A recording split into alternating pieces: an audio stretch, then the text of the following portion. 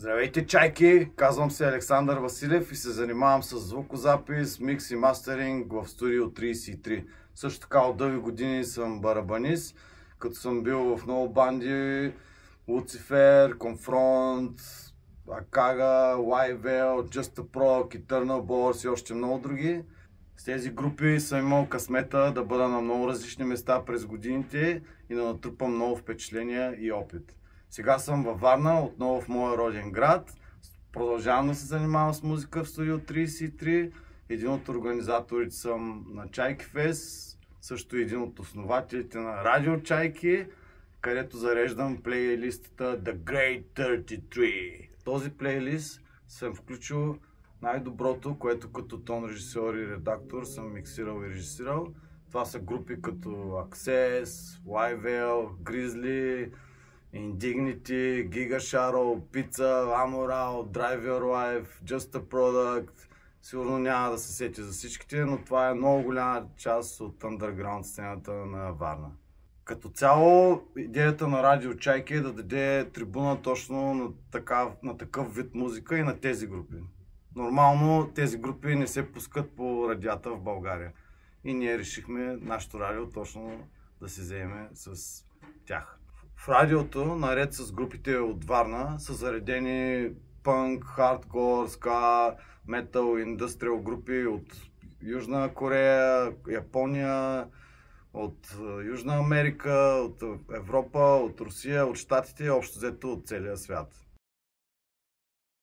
Целият свят е в нашото радио и Варна е центъра на този свят. Здравейте, чайки! Здравейте, приятели! Аз съм Чефо Машината и съм днес тук да ви представя Радио Чайки. Аз лично комбинирам парчета в два различни плейлиста: хитове и закачки с Чефо и южноамериканския underground плейлист.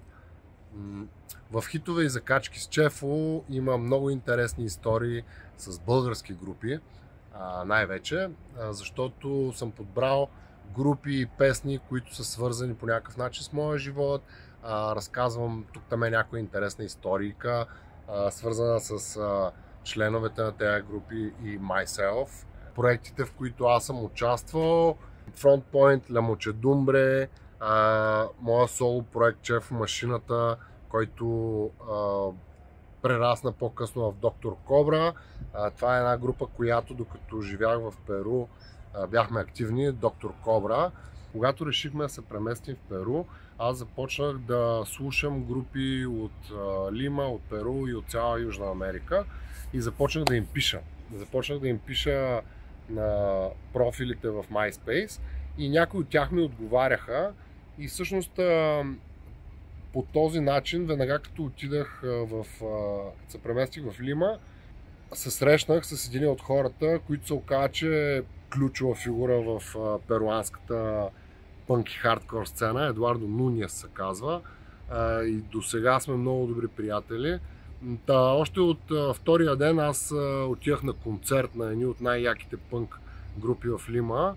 Отивахме първо на такова разгряващо парти в квартирата на вокала на едната от групите и там беше някаква масакра беше на това парти и оттам се накачулихме 4 човека в едно такси и пътувахме час и половина в трафика, за да стигнем в едно гето, в което в един блок в приземния етаж, който иначе може би работи като гараж, беше изпразнен и там беше концерт. Имаше от тези металните полицейските решетки, за да събират вход, нали, да има някакво ограничение.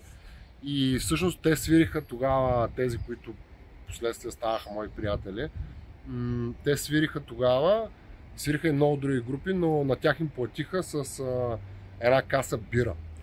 Но не от 500 мл стъкло, там стандарта е различен, има едни от 600 и нещо стъклени бутилки и вече другото му викат Маргаритас. Литър и 100 е бутилката, амбалажа се връща и им платиха с каса Маргаритас, беше много яко, повече накрая се поливах, разбира.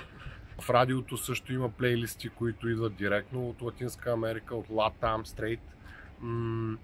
Има групи като Los Fabulosos Cadillacs, Turbopotamos, Aeropajitas, моите приятели Асмереир, има Сальса Дура, което е под стил на самата салса и уличен стил, той не е мейнстрим музика.